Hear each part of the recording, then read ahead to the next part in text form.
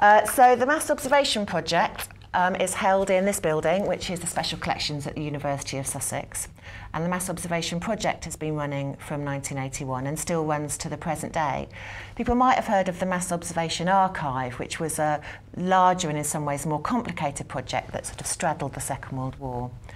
But the Mass Observation Project begins in 1981, and since then 4,500 people have been volunteer writers, and they volunteered to answer a series of questions that they were asked about 3 times a year. In the 1980s, people would receive through their letterbox, in kind of on paper form, a series of open-ended questionnaires that we call directives, that would ask them about things happening in their houses, in their communities, what they thought about their loved ones, what they saw when they looked on their mantelpieces, but it would also ask them what they thought about big political issues of the day. It asked them about the Falklands War, it asked them about Europe, it asked them about general elections. My part of the project is called Observing the 80s, and we're taking some of those responses, those answers to directives that volunteers wrote from 1981 to 1990, and we're making them digitally available to schools and colleges.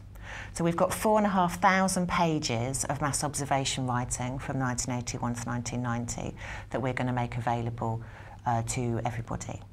We've selected largely based on legibility and whether or not we could get permission to use them and how useful we think they are, but we've tried to get some sort of spread. So there are men and women, and there are people not just from England, and there are, although largely older respondents, we've also got some younger ones too. So I thought I'd show you how we might use the Mass Observation Project, or I thought I'd introduce you to what I mean by the directives by just showing you one. And I thought the most useful one to talk about really was the retrospective on the 1980s, which is where people were asked to think about how they remembered the 1980s. So I'll just read you the question they were asked, and then I'll show you a couple of examples. So in spring 1990, the observers received the Spring Directive, which is set out like a letter. The first question that they're asked to think about is about social divisions, and they're asked to talk quite carefully on quite a number of different elements of social divisions in Britain in 1990. But the part that I'm interested in today is part 2 of that, which is a retrospective view of the 1980s. It begins with a request for the observer to write their answer to part 2, the retrospective on the 80s, on a new sheet of paper, which might not seem like it matters, but actually that tells us a lot about how are these answers going to be organised, how are they going to be catalogued, and how are they going to be used later on.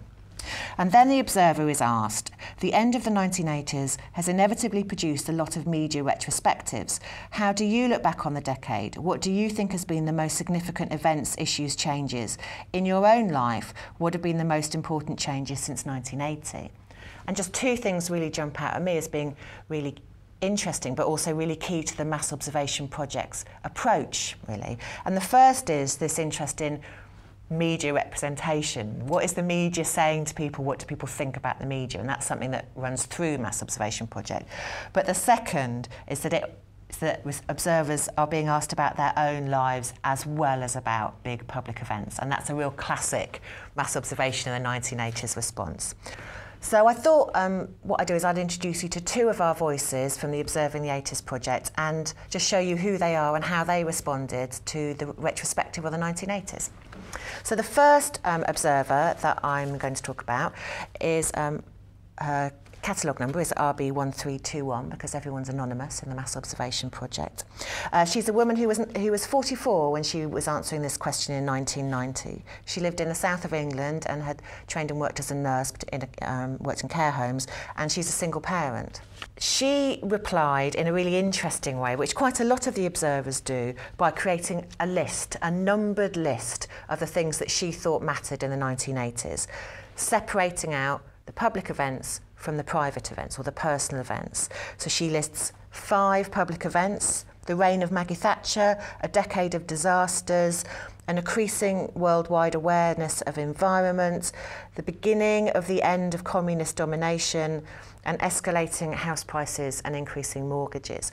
And those are things that come up a lot in the responses to the Spring 1990 Directive. There's very much a sense that the 1990s held a decade that could go in either way. There's very much a sense that the 1980s could bring disaster or they could bring salvation. And that concern around the Cold War and the environment comes out very strongly. as does the reign of Maggie Thatcher. So the 80s are often seen as Maggie Thatcher's decade, but they're often seen as almost bringing the world to a cusp or to a change or a new direction. And then on a personal level, she talks about the breakup of her marriage, learning to live on her own, buying a house and becoming responsible for her family, her son's teenage years, learning to drive, and the emergence of a new relationship and the sudden death of her partner. So there's some real, clearly showing the kind of some of that upheaval that we might expect in the 1980s through her own personal life. So the second observer that I thought I'd introduce you to, the second of our voices from the Observing the 80s project, is H1806, who was 65 when he was replying to the Spring 1990 directive. Had worked in the print industry, although was retired by 1990. Indeed, he's married and his wife's also retired. And his response, I think, is very, very different. It's the other end of the spectrum from R1321. He writes a long narrative. He doesn't break things down into a list. And he's also very much thinking about what is the point of this question? Why am I being asked this question? And he begins his response like this. Future historians will look upon the 80s as the decade of a ruthless Conservative government. And I think that's the example of the other side of what mass observation allowed people to do. It allowed them to provide information for future historians, and that's us. And then people write with a real sense that at some point this work was going to be useful, and they often feel very proud of their role in that. But secondly, the other thing that I think that H1806 exemplifies is the way in which people aren't just observing in a passive way the world around them.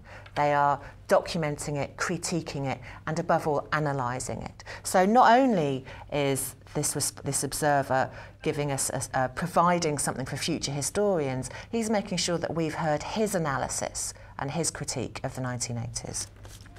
And although this observer is very clear that he's writing for future historians and he wants us to understand his quite well thought out political analysis or his critique of the 1980s, that doesn't mean that he doesn't talk about his personal life. And in fact, what he's doing is thinking about the relationship between what he thinks is going on in the big wide world and what's going on in his life.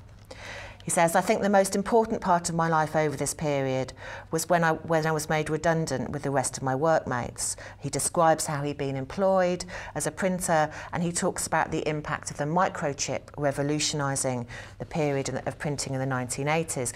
And as historians of the 1980s know, this is a period when there's a great deal of upheaval in the printing industry, for example, with the strikes over Wapping. One of the things that I really like about observing the 80s is the way in which we can see observers are both writing for historians in the future and with really interesting, clever things to say about the world around them, but also are thinking about how that impacts their day-to-day life. And that's one of the things that I think is quite unique about observing the 80s. And we can really see this in the Observer H1806. So he starts off talking about how future historians will use his clever critique, but he then talks about his fears and what happens to him during the decade. So he describes how the most important part of his life over this period was when he was made redundant with the rest of his workmates, and that actually that might have informed, we can see that might have informed his critique of Thatcherism. But he also talks about the future and his personal fears.